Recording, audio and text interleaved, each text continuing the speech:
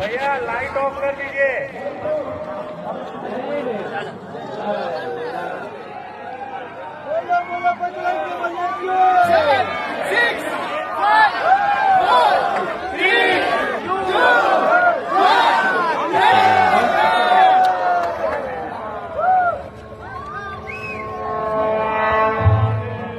సర్వ మానవాళికి రక్షకుడు, మనకు కొండంత అండగా నిలిచేవాడు, మనసులో తలచిన వెంటనే గుండెల నిండా ధైర్యాన్ని నింపగలిగే మహాయోధుడు, అభయహస్తంతో ఎల్లవేళలా మనల్ని కాపాడే ఆ పవనపుత్రుడి ఇప్పుడు మనసారా స్తుతించుకుంటూ శ్రీ పంచముఖ ఆంజనేయ స్వామిగా అవతారమెత్తిన కథ దృశ్య రూపంలో తిలకిద్దాం రండి.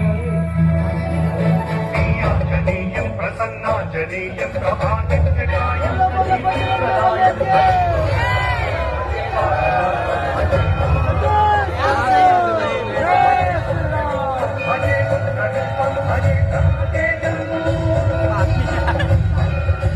అది రామాయణ మహాయుద్ధం.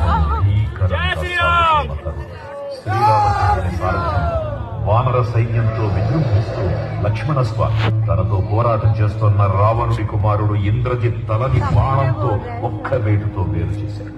ఇంద్రజిత్ మరణ వార్త విన్న రావణుడు ఆవేశంతో ఊగిపోయాడు. ప్రతీకారం కోసం పాతాళ లోకాధిపతి తన సోదరుడు అయినటువంటి మహిరావణుడి సహకారం కోరాడు.